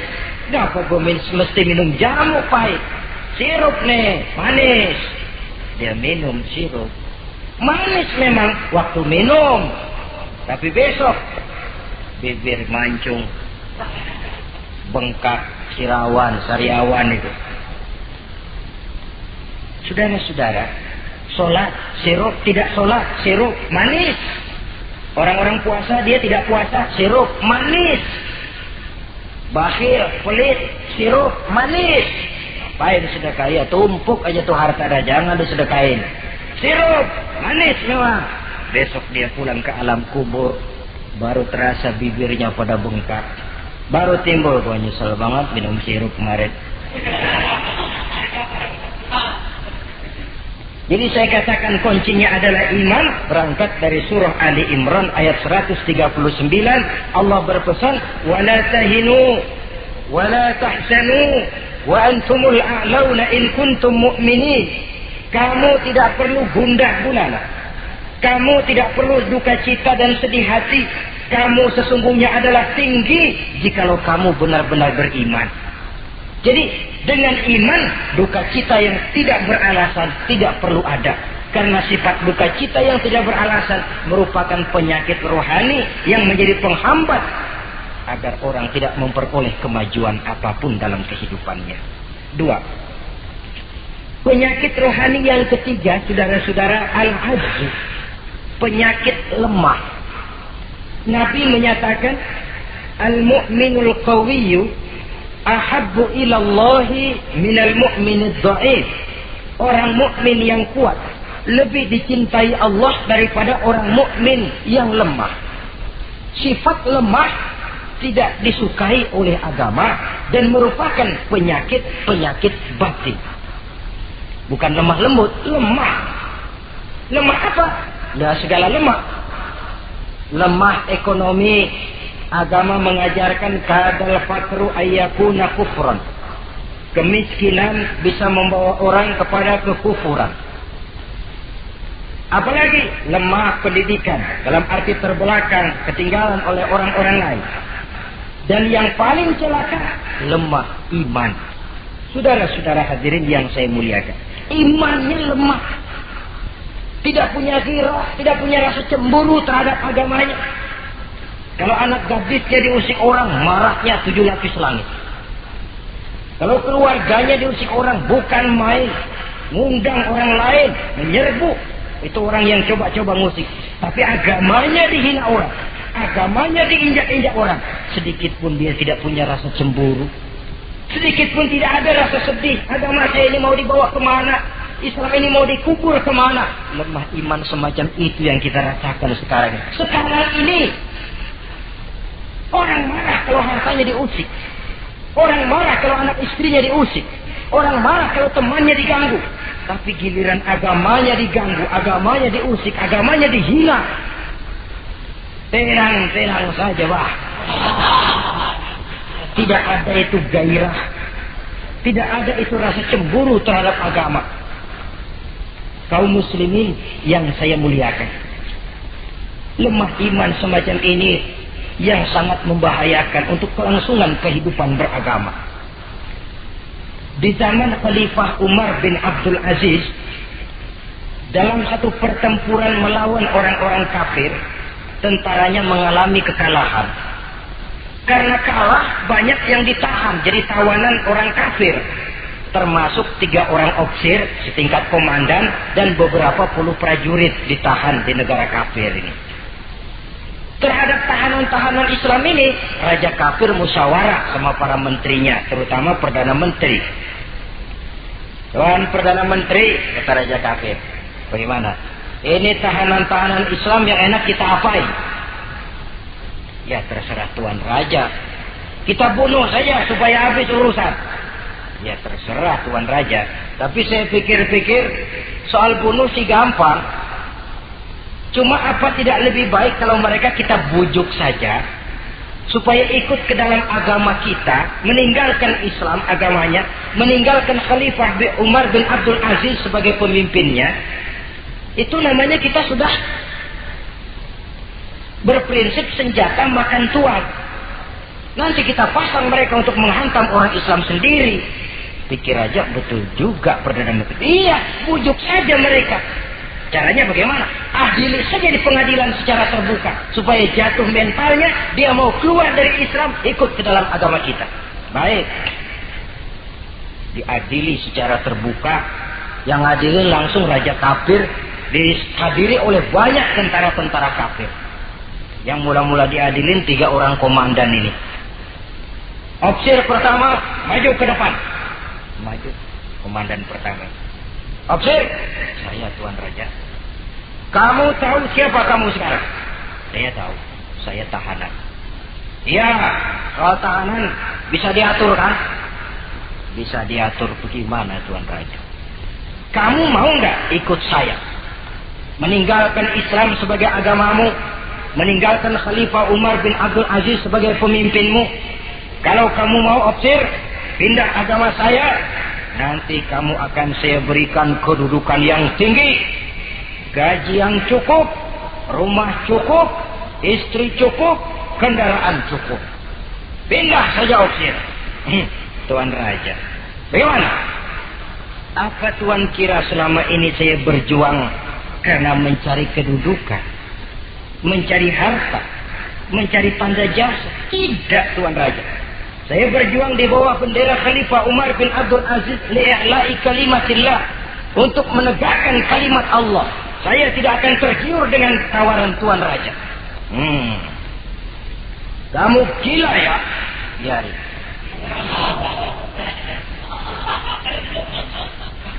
Kamu berani dari kemarin. Ofisir, kalau kamu tetap dengan pendirian kamu, kamu akan saya bunuh. Silahkan Tuan Raja. Lebih baik nyawa terpisah dari badan, asal iman jangan berpisah dari hati. Gila ini. Biarin. Bunuh. Datang Al-Fujur, dipancung kepalanya, putus lehernya dengan badannya pisah. Jatuh kepala itu ngegelinting ke bawah, mutar kepala itu kayak orang tua sambil ngaji baca Quran. Tinggal kepalanya saja, bisa dengan badan masih sempat ngaji. Sampai raja kafir bingung, minggir, ini ada kepala ngaji. Ayatnya yang dia baca, ya ayyatuhan nafsul mutmainnah, irji'i ila rabbiki radiyatan mardiyah. Wahai jiwa yang tenang, kembalilah kamu menghadap Allah dengan ridha dan diridhoi. Engkau gugur sebagai syahid, tidak tergiur oleh bujukan harta, tahta dan kedudukan. Niatmu ikhlas karena Allah, kembalilah menghadap Allah dengan ridha dan diridhoi. Wadkhuli fi ibadi wadkhuli jannati, masuklah ke dalam golongan hamba-hambaku, masuklah ke dalam surgaku. Di penghujung ayat, matanya tertutup dengan rapat, bibirnya senyum menghadap Allah, gugur sebagai syahid. Raja kafir geleng kepala, dasar santri gila. Sudah mau mati masih ngaji. Opsir yang kedua, komandan kedua yang jadi tahanan ini. Kata raja, opsir kedua, saya Tuan Raja. Kamu sudah lihat temanmu, opsir pertama tadi? Sudah Tuan Raja. Mati kan? Mati. Kamu mau mati? Atau mau ikut saya? Keluar dari agamamu Islam dengan pangkat cukup, gaji cukup, rumah cukup. Bagaimana? Sudah Tuan Raja. Sudah apa? Sudah, jangan banyak omong.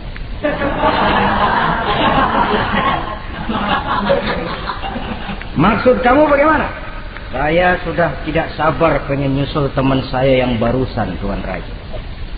Saya tidak sanggup bayangkan bagaimana dia disambut oleh para bidadari di sorga, disambut oleh para malaikat dengan ramah tamah, menikmati kehidupan di alam yang penuh dengan keriduan. Oh Tuan Raja, sudah jangan banyak omong. Kalau mau potong, potong saya.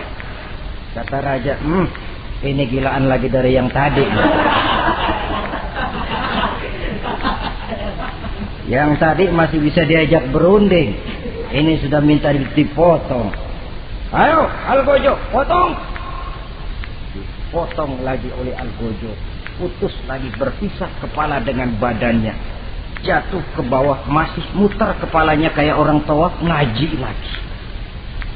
Ayatnya yang dia baca, wujuhu yawma izin nadhirah, wujuhu yawma izin nadhirah, ila rabbiha nazirah.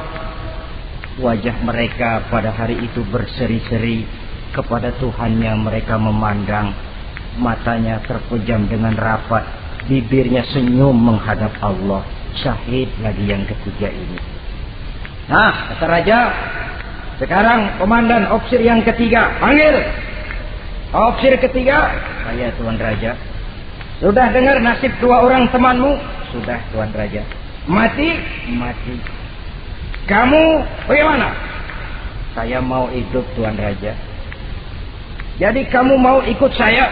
Mau Tuan Raja, saya mau. Mau meninggalkan Islam sebagai agamamu? Mau Tuan Raja. Mengkhianati khalifahmu Umar bin Abdul Aziz? Iya Tuan Raja. Daripada hidup saya kan, daripada mati mendingan hidup Tuan Raja. Daripada nggak punya apa-apa, kan mendingan punya apa-apa. Baik, baik. Nanti saya musyawarah sama Perdana Menteri, kamu saya angkat jadi pejabat tinggi. Baik Tuan Raja. Akhirnya Raja musyawarah. Perdana Menteri, saya Tuan Raja. Ini opsir ketiga baik ini, mau ikut kita keluar dari Islam. Kita angkat jadi apa dia? Itu sih urusan Tuan soal angkat mengangkat. Cuman saya pikir-pikir kok aneh Tuan Raja. Aneh bagaimana? Ini opsir ketiga ini kok mau ya meninggalkan agamanya. Mau mengkhianati saudaranya sendiri. Saudaranya sebangsa, setanah air, seiman, sekeyakinan. Hanya karena ditawari oleh kedudukan, mau dia khianati. Orang itu kalau sudah mau mengkhianati bangsanya sendiri Tuan Raja, apalagi bangsa lain.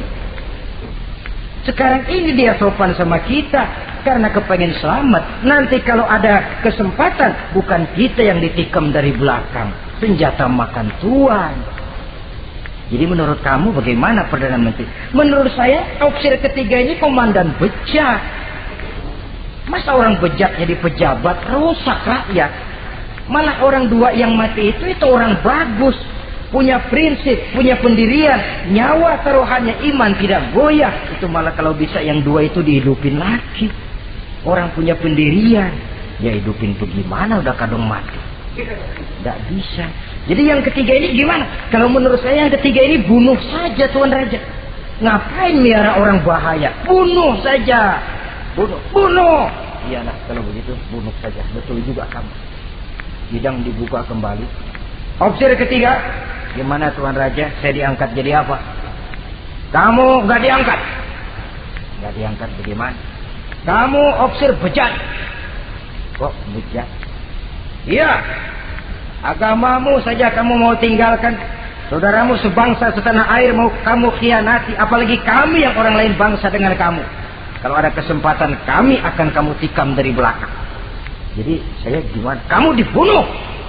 Bunuh. Tuan Raja. Bunuh. Iyalah, bunuh. Tapi saya mau Islam lagi Tadinya saya mau keluar dari Islam, saya pikir dapat kedudukan tinggi kalau dibunuh juga. Iyalah bunuh, tapi saya tak Islam lagi. Terserah mau Islam mau tidak, pokoknya bunuh. Iya, saya mau Islam lagi. Cepat. Iya. Kalau mengucap 2 kalimat syahadat mau Islam lagi, macet lidah. Ayo cepat. Iya Pak. Asyhadu Enggak bisa mengucap syahadat. Ayo cepat. Iya Pak. Asyhadu Enggak bisa. Sampai goloknya al-fujo keburu sampai ke lehernya. Putus leher itu, pisah kepala dengan badan. Jatuh kepalanya ke bawah. Dia bekas orang Islam, masih bisa ngaji. Ngaji juga, cuman ayat yang dibacanya lain sama yang dibaca 2 temannya tadi. Ayat yang dia baca begini. Afaman haqqat alaihi kalimatul azab afa anta tunkizu man finnar. Orang yang sudah memang akan mendapat vonis azab di neraka, bisakah kamu menyelamatkan mereka dari azab yang sangat pedih? Bertahun-tahun dia berjuang untuk Islam di bawah kepemimpinan Umar bin Abdul Aziz dengan niat li'la'i kalimatillah. Tapi di akhir perjuangannya dia tergoda oleh harta dan kedudukan. Dia keluar dari Islam dan dikala itu ajal datang merenggut nyawa, dia mendapat su'ul khatimah, matinya ke dalam neraka. Na'udzubillah min dzalik. Ini termasuk lemah iman, saudara-saudara. Dan itu penyakit yang bahaya.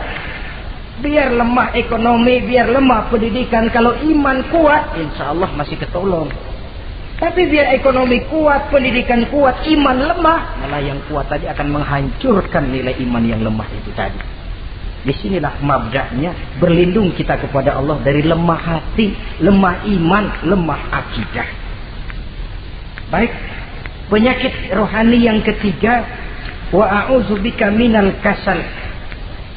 Aku berlindung kepadamu ya Allah daripada sifat penyakit malas. Malas adalah penyakit batin.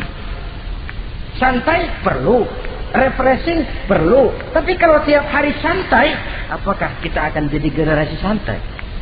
Dan persoalan apa yang bisa kita selesaikan dengan posisi santai? An-Nisa ayat 95 menegaskan, la yastabil qa'iduna minal mu'minina ghaira ulid darari wal mujahiduna fi sabilillah.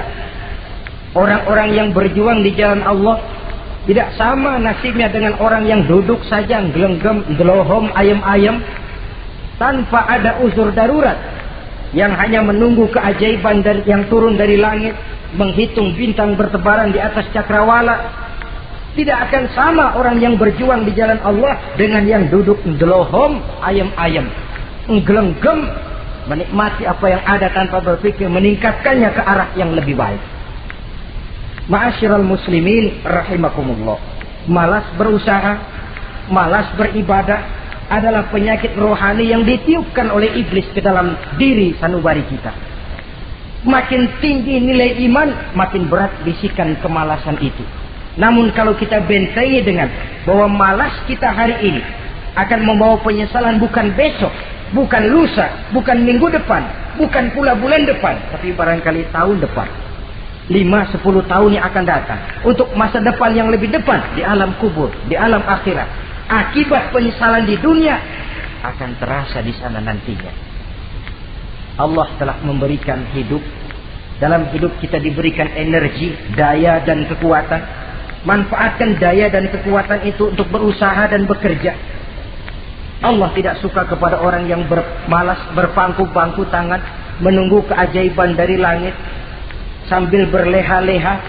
Allah suka kepada orang yang bekerja keras, karena seluruh rasul bekerja keras, seluruh para nabi bekerja keras. Saudara-saudara, hanya istana yang ditegakkan dalam khayalan saja, yang bisa dijangkau dengan bermalas dan bersantai-santai. Tapi istana dalam wujud kenyataan hanya bisa dicapai dengan kerja keras dan semangat menghadapi kehidupan. Yang kelima, wa a'udzubika minal jubn. Kami berlindung kepadamu ya Allah daripada sifat takut. Saudara-saudara, setiap orang terlahir membawa fitrah. Fitrah itu juga bisa berupa sifat. Tiap orang punya sifat takut, tiap orang punya sifat berani. Lingkungan, pendidikan, pergaulan menumbuhkan mana yang lebih subur. Kalau takutnya lebih subur, dia akan jadi penakut. Kalau beraninya lebih subur, dia akan jadi pemberani. Masalahnya sekarang kapan kita harus berani, kapan kita mesti takut, kan itu saja. Bahwa semua orang punya sifat berani, sebagaimana semua orang punya sifat takut, itu real. Tapi kapan kita harus berani, kapan kita harus takut? Agaknya surah An-Nisa ayat 77 cukup menjadi sindiran. Falamma kutiba alaihimul qitalu idza fariqum minhum yakhshawna an-nasa ka khasyatillahi aw ashaddu khasyah. Manakala diwajibkan kepada mereka berjuang, maka sebagian daripada mereka takut kepada manusia seperti mereka takut kepada Allah, bahkan lebih takut kepada manusia daripada takut kepada Allah. Ini kan takut yang tidak beralasan. Tengoklah zaman sekarang, mereka yang menebarkan maksiat punya keberanian, mereka yang bergelimang di lumpur dosa punya keberanian, mereka yang melakukan penyelewengan dan menyesatkan manusia punya keberanian. Kenapa kita yang punya niat menegakkan kebenaran, membela yang hak, menjalankan sesuatu yang kita yakini sebagai benar, kadang-kadang dihantui oleh perasaan takut? Takut semacam ini yang jadi penyakit rohani. Mereka berani terang-terangan membuka judi. Mereka berani terang-terangan di tengah jalan umum membuka botol minum-minuman keras dan mabuk sempoyongan. Mereka berani terang-terangan di tempat ramai merampok dan menodok. Mereka berani korupsi, memakan uang yang bukan haknya. Mereka berani untuk sesuatu yang sesat dan menyesatkan. Kenapa kita tiba-tiba di hadapan sesuatu yang kita yakini benarnya kita jadi lemah, kita jadi takut, lebih takut kepada manusia daripada kepada Allah? Padahal terkena kita penjara manusia paling banter seumur hidup kita. Tapi penjara Allah, nerakanya Allah, azabnya Allah, bukankah sesuatu yang mestinya harus paling kita takuti? Oleh sebab itu terutama generasi muda, bangkitlah. Tegakkan yang ma'ruf, hancurkan yang munkar sesuai dengan kemampuanmu. Dengan cara yang bijaksana tentunya. Tidak dengan cara yang frontal. Tapi yang saya maksud, kalau mereka yang berdiri di kubu kemunkaran punya keberanian. Kenapa? Kenapa kita yang berdiri di atas yang hak dan benar kadang ragu kalau kita tidak takut sama sekali? Saudara-saudara kaum muslimin rahimakumullah, oleh karenanya kita takut, memang takut kalau harus melanggar perintah Allah. Kita harus berani pada saat kita merasa melaksanakan apa yang diperintahkan Allah, berani terhadap melaksanakan perintahnya, takut kalau sampai melaksanakan larangannya. Jadi ada waktunya kita berani, ada waktunya kita takut. Dengan demikian, sifat penakut ini menjadi handicap, menjadi penghalang yang menghalangi kita daripada kemajuan dan kemajuan. Iya, Islam sih Islam, Pak. Tapi kalau nanti saya dipecat, anak saya makan apa, Pak? Islam sih Islam, Pak. Tapi ini risikonya, Pak. Bukankah Nabi sendiri pernah memang memperingatkan? Sayati ala ummati zamanun al-qabidu ala dinihi kal-qabid ala al-jamrah. Akan datang satu masa di tengah umatku di mana pada masa itu orang yang konsekuen dan teguh memegang agama seperti memegang bara di tangan. Dipegang tangan terbakar, dibuang bara terlepas. Konsekuen megang Islam, risikonya berat. Melepaskan dan masa bodoh terhadap Islam bertentangan dengan batin. Dikala itu beruntunglah orang-orang yang teguh dan kuat memegang agamanya. Ma'asyiral muslimin rahimakumullah. Hanya sifat berani yang menyebabkan Islam berhasil menembus dinding Jazirah Arabia, memasuki Bizantium dan Persia, mendarat di Spanyol, memasuki Selat Jabal Tariq, pada gilirannya mewarnai hampir 2/3 belahan bumi, menjadi mercusuar di lapangan ilmu dan peradaban. Berani, berani, dan berani karena benar. Jadi yang saya anjurkan itu bukan berani babi. Tahu berani babi? Mau nyeruduk aja. Berani yang tanpa perhitungan itu berani babi namanya. Nyeruduk aja. Ya kalau kelempengan yang diseruduk tahu empuk. Tapi kalau yang diseruduk mesin giling kan bongkar kepala. Jadi bukan berani yang tanpa perhitungan, berani yang dengan taktik dan strategi. Sebab keberanian tanpa perhitungan akan menyebabkan kita menjadi orang yang ngawur. Dalam istilah sosial dinamakan trial and error, spekulasi namanya. Dan itu harus pulang kepada diri kita. Keberanian tidak bisa dipompakan, keberanian tidak bisa dicangkokkan, harus bermuara dari kita. Contoh saja, ketika Nabi dan Abu Bakar di Gua Sur, Quraisy kafir yang ngejar sampai di situ. Kalau mereka nengok ke bawah, Nabi akan kelihatan. Abu Bakar sedikit grogi. Nabi tampil dengan mantap. La takhaf wa la tahzan ya Abu Bakar. Innallaha ma'ana. Abu Bakar, kamu tidak usah takut. Kamu tidak usah khawatir. Allah bersama kita. Keberanian timbul. Karena yakin ini jalan Allah. Yakin Allah pasti akan bela. Ya, keberanian itu nggak bisa dicangkokin. Nggak bisa cuma teriak, saudara-saudara, jangan takut, Allah bersama kita. Mulutnya. Tapi kalau hatinya juga perang. Apa iya? Itu sudah tertarung di kaki sendiri. Jadi memang harus ada variasinya. Ibarat pepatah, tukang joget yang baik ngerti irama gendang. Kalau kita terlalu keras, gampang dipatahin orang. Kalau kita terlalu lemah, diinjek terus. Mestinya tahu kapan mesti keras, tahu kapan mesti lemah lembut. Saudara hadirin yang saya muliakan. Baiklah ya, itu penyakit yang kelima. Penyakit yang keenam, wa a'udzubika minal bukhl.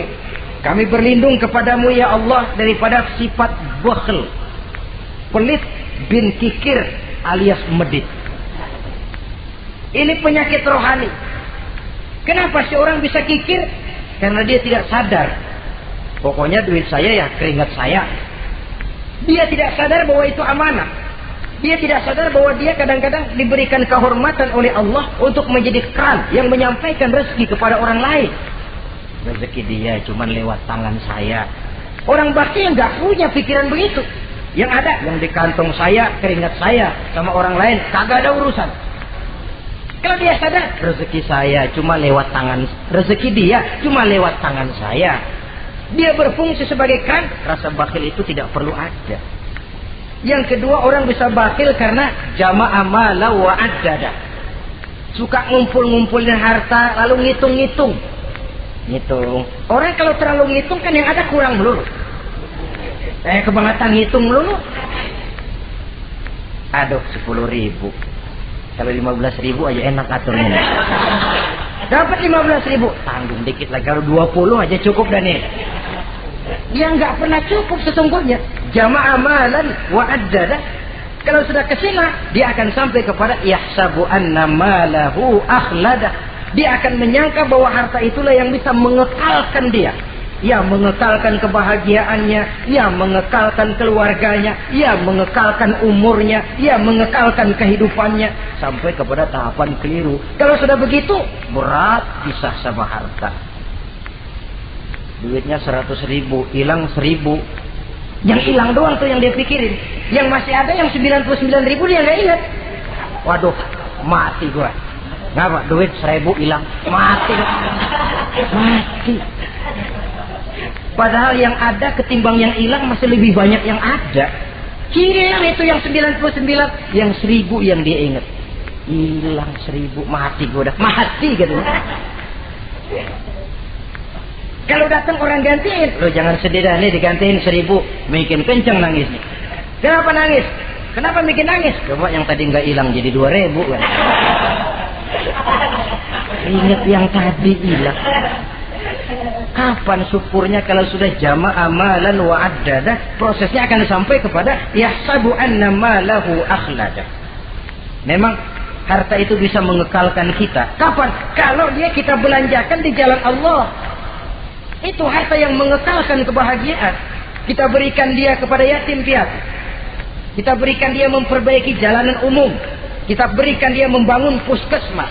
Kita berikan dia membangun masjid, pondok-pondok pesantren, memakmurkan majelis-majelis taklim. Itu harta yang mengekalkan kita. Adapun yang kita belikan, ya belikan pakaian pangkatnya toko. Bagus benar. Sekarang 4-5 tahun yang akan datang, lari ke dapur. Bukan dibersihin, ngebersihin. Makanan yang paling enaknya waktu di tenggorokan. Sudah masuk ke dalam perut, sudah gak ada bedanya singkong dan sate. Malah besok pagi keluar bauan sate daripada singkong. Bedanya makanan cuma di kerongkongan saja. Saudara hadirin yang saya muliakan, jadi kalau sadarlah kita bahwa karunia yang datang itu memang amanah Allah, kenapa harus bakhil? Bahwa rezeki orang harus lewat tangan kita, kenapa harus mengelak? Tidak ada orang jatuh miskin karena dia dermawan. Tidak ada orang jadi susah karena banyak menolong orang. Karena mungkin keberkahannya yang penting itu. Dia menolong orang tidak bisa membalas, tapi Allah membukakan jalan lewat jalan lain yang tidak dia perkirakan sebelumnya. Masyiral muslimin, apalagi kalau orang itu adalah orang yang dekat dengan kita. Maksud saya ibu bapak kita. Oh, itu balasannya paling kontan. Berbuat baik kepada ibu, berbuat baik kepada bapak. Ada rezeki sedikit, belikan makanan yang disenangi orang tua kita. Pak, ibu, alhamdulillah ada rezeki. Ini makanan kesukaan bapak, ibu. Menurut kita sederhana, sepele, Allah akan balas. Itu paling kontan lewat jalan yang tidak kita sangka-sangka. Ibu bapak, yatim piatu terutama juga. Saudara kaum muslimin rahimakumullah. Oleh karenanya, sekali lagi tidak ada orang jadi kaya karena dia kikir, pelit. Kenapa sih tuh orang jadi miliuner? Oh, dia dari muda pelit banget. Tidak ada. Dan tidak ada orang jatuh bangkrut karena rajin sedekah. Kata Nabi, inna sadaqatal mar'il muslim tazidu fil umri wa tadfa'u mitatas su'i. Sesungguhnya sedekahnya seorang muslim bisa menambah panjang umur dan menyelamatkan orang dari mati secara su'ul khatimah. Panjang umur bisa artinya jumlahnya tambah, bisa berarti walaupun orangnya sudah mati, namanya tetap hidup dikenang orang kebaikannya. Itu pun panjang umur namanya. Namanya tidak hancur, walaupun jasadnya hancur masuk ke dalam tanah dimakan oleh cacing tanah. Namanya akan hidup terus, bahkan ditulis dengan tinta emas dalam sejarah. Bakhil, pelit adalah penyakit batin. Dokternya agama dan kemauan diri merubahnya dengan sadar bahwa karunia adalah amanah. Ini penyakit bakhil nggak bisa ke rumah sakit, ke rumah dokter medis. Dokter, saya punya penyakit pelit, bagaimana ngobatinya? Suntik. Tidak bisa. Suntiknya adalah agama, saudara-saudara. Yang ketujuh, wa min ghalabatid dain, inti doa. Saya berlindung kepadamu ya Allah, jangan sampai ada perasaan dililit utang. Bahwa kita hidup tutup lubang, gali lubang itu biasa. Tapi kalau gali terus nggak pernah nutup, ini mau kejeblos namanya. Ngutang lalu nggak bayar-bayar, namanya gali lubang, nggak pernah nutupin. Bahkan Nabi pesan, alaikum biddain, fa innahu hamun billail wa dani'un bin nahar. Kalau bisa kamu nggak usah ngutang. Kenapa? Utang itu siangnya bikin kita takut ketemu orang, malamnya bikin kita susah tidur. Coba dah kalau nggak bisa ngutang, berabe, malam nggak bisa tidur, siang takut ketemu orang. Jangan kepergok nih, belum ada duit buat bayar. Di jalan ke sono, takut ketemu. Jangan kemari, takut ketemu. Akhirnya nggak kemana-mana, ngumprak di rumah. Tetapi adat hidup, saudara-saudara, apalagi kita yang ekonomi menengah ke bawah, biasa. Adat hidup itu tutup lubang, gali lubang, saling menerima, saling memberi. Tapi yang diajarkan oleh agama, oke, gali lubang silakan, asal bisa nutupin.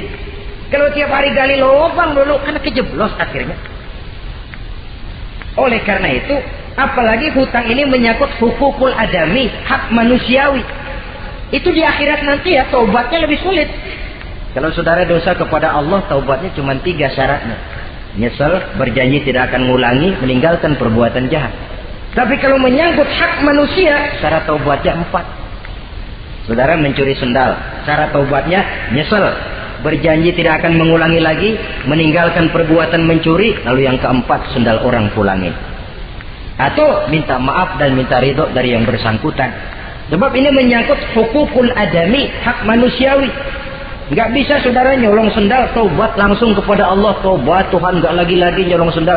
Tapi sendal orang dibekap terus. Ya belum. Nah, termasuk masalah hutang ini. Ma'asyiral muslimin rahimakumullah. Jadi silahkan gali lubang, asal ada kemungkinan untuk nutup. Dan pada saat kesempatan untuk nutup datang, tutup dulu supaya besok bila bisa gali lagi. Jadi kita kadang-kadang kalau ngutang begitu datang rezeki aja giliran mau bayar. Rasanya kan berat. Masih ada keperluan lain. Datang yang lagi anu aja bang, tar. Datang lagi sok. Datang lagi tar. Datang lagi sok. Kalau tar sok saja nembak terus, ya kapan-kapan mau kita bisa tutup itu lubang. Ma'asyiral muslimin rahimakumullah. Yang terakhir, penyakit batin waqah rijal. Kami berlindung kepada-Mu ya Allah, jangan sampai kami hidup di bawah bayang-bayang orang lain. Jangan sampai kami hidup di bawah pengaruh orang lain, hidup disetir orang lain. Badan merdeka tapi jiwa budak. Badan merdeka tapi mental budak. Kita hidup jadi robot.